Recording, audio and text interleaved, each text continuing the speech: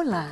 Mais uma vez aqui estamos com o nosso programa Os Gideões, convidando você a estudar conosco a Palavra de Deus, a tomar as Escrituras em suas mãos e a ver o que Deus tem para cada um de nós, o projeto dele, o seu plano na linha da história para cada um de nós.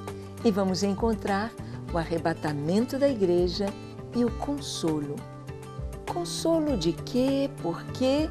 Por que o Senhor fala em consolo quando nos diz sobre o arrebatamento? Bem, deixe o seu coração aberto para ouvir a voz do Espírito Santo. Ele vai falar com você. O programa Os Gideões já começou.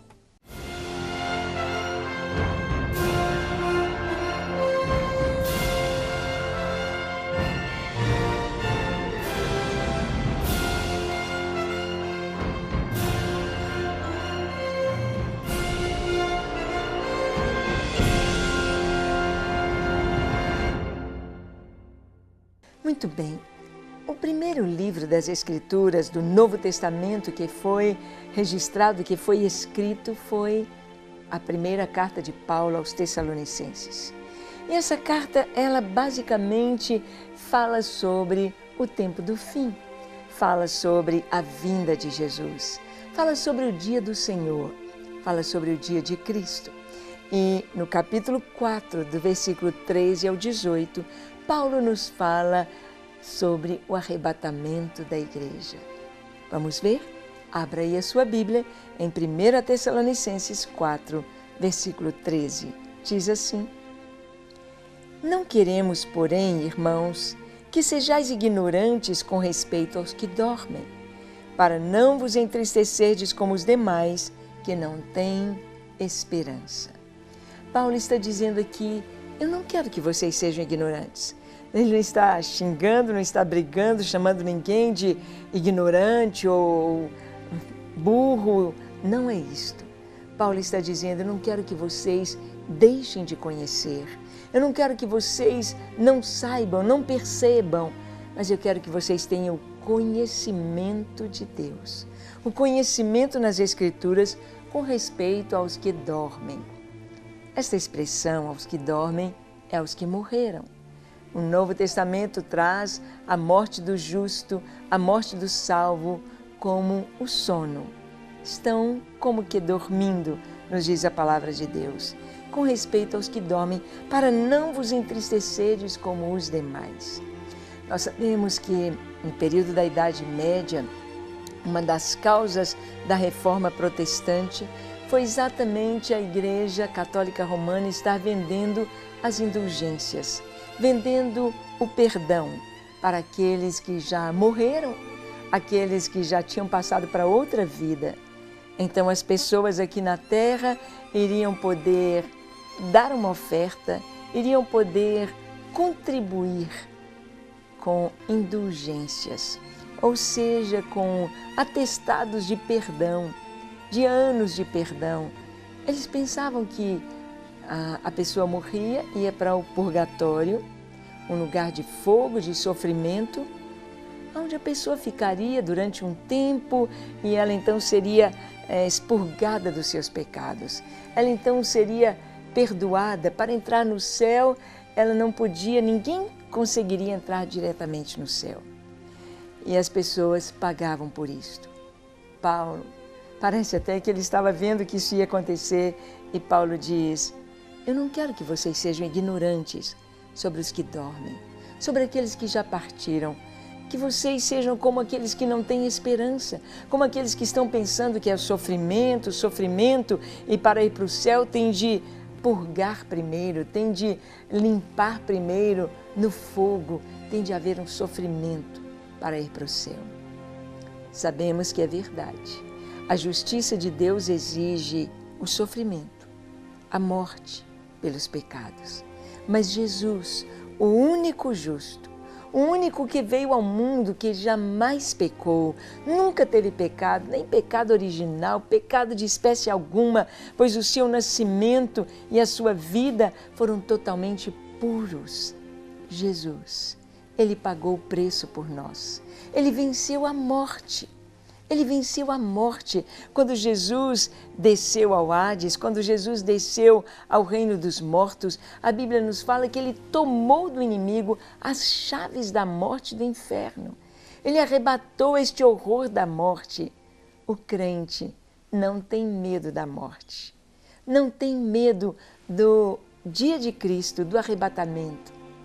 Há um consolo, há uma certeza, há uma paz, há uma doce presença no coração do crente com relação ao que vai acontecer depois da morte. Paulo continua dizendo: ora, ainda vos declaramos por palavra do Senhor isto: nós, os vivos, os que ficarmos até a vinda do Senhor, de modo algum precederemos aos que dormem. Porquanto o Senhor mesmo, dada a voz de ordem, ouvida a voz do arcanjo e ressoada a trombeta de Deus, descerá dos céus, e os mortos em Cristo ressuscitarão primeiro. É tão maravilhoso saber isto. Muitas pessoas dizem assim: será que a gente vai ser uma fumacinha, uma alminha penada, um espírito aí transparente? E como que vai ser quando partirmos? O Senhor nos disse que nós receberíamos um corpo incorruptível. O Senhor nos disse que receberíamos um corpo imortal. Paulo, quando ele fala aqui em 1 Coríntios capítulo 15 sobre a ressurreição e a morte, ele fala que uma é a carne das aves, dos peixes, dos répteis, dos animais. Uma é a carne terrestre do ser humano e outra o corpo glorioso, celestial. O corpo que vai ser revestido de imortalidade e de incorruptibilidade. Paulo nos fala sobre uma maravilhosa esperança, maravilhosa. No Salmo 17, ele termina dizendo: eu me satisfarei na semelhança do Senhor, porque tal qual Ele é, nós seremos. Como Jesus ressuscitou, como Jesus é, nós seremos na sua manifestação. Isso traz um consolo, isso traz um conforto, isso traz uma segurança, isso traz uma alegria ao nosso coração. Quantas pessoas morreram de uma enfermidade tão terrível, tão deformante. Quantas pessoas morreram motivadas pela guerra, por bombas que explodiram, separaram completamente o seu corpo, ou queimadas carbonizadas que ficaram ali numa posição, com o corpo tão deformado. Como será? Será um corpo glorioso, será incorruptível, será tão maravilhoso, porque a boca do Senhor o disse, porque o Senhor é quem está falando. E Paulo continua falando a respeito do arrebatamento, em que vai acontecer a primeira ressurreição. Os mortos em Cristo e nós, os que estivermos vivos, sendo todos transformados. Transformado é uma nova forma, transformados. E aqui ele diz: depois nós, os vivos, os que ficarmos, seremos arrebatados juntamente com eles entre nuvens para o encontro do Senhor nos ares. E assim estaremos para sempre com o Senhor. Consolai-vos, pois, uns aos outros com estas palavras. Consolação. O consolo de Deus que é trazido ao nosso coração através do entendimento da vontade de Deus, dos desígnios de Deus para nós. Quando nós compreendemos a vontade de Deus, quando nós compreendemos as Escrituras e quando nós mergulhamos no que Ele tem para nós, quando nós entramos nesta dimensão de crer em Jesus, de crer em Sua palavra, quando entramos nesta dimensão de aceitá-lo como nosso Senhor e o nosso Salvador, então nós experimentamos uma entrada numa nova dimensão de vida, onde há um Rei e somos seus súditos. Ele é soberano, Ele governa.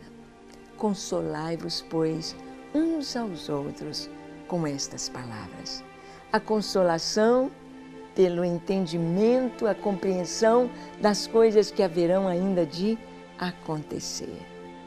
A consolação, o consolo de Deus. Sabemos que não há um estado intermediário depois da morte. Não há um purgatório, não há uma chance para a salvação depois da morte. A chance é agora, enquanto estamos vivos. A chance é hoje, enquanto você respira, ouve, percebe, entende. A chance é hoje. Ou é céu ou é inferno. Não significa que os que vão para o céu são pessoas que jamais pecaram, porque só houve um, Jesus. Mas os que vão para o céu, os que vão para o gozo eterno com o Senhor, são aqueles que creram na obra maravilhosa de Jesus, creram no que Jesus fez ali no Calvário, entregando a sua vida por nós e fazendo de cada um de nós filhos de Deus, crendo nele, aceitando, dizendo: Jesus, eu creio que tu deste a tua vida por mim, em meu lugar. E algo maravilhoso acontece, que é a vinda do Espírito Santo para habitar em nós, dando-nos o testemunho no nosso interior de que somos filhos de Deus. E você já tem este consolo? Você já tem esta paz, esta certeza no seu interior? Você pode ter isso agora, se entregar a sua vida a Jesus.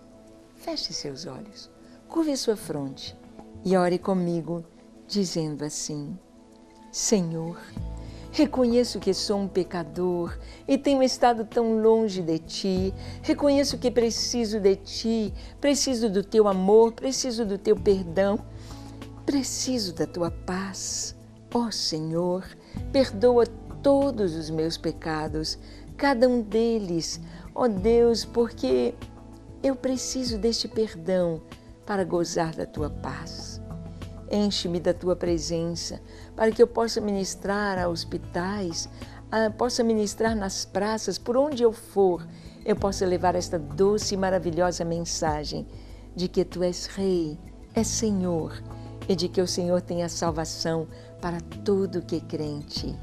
Eu me entrego a Ti, hoje e para sempre. Recebe-me, Senhor, em nome de Jesus. Amém, amém e amém. Ah, que coisa maravilhosa poder orar, tirar todo o fardo de pecado, todo o peso e caminhar com Jesus em liberdade. Que Ele te abençoe ricamente, que você se alimente da palavra de Deus todos os dias e esteja esperando com alegria a vinda de Jesus. Até o nosso próximo programa, se Deus quiser.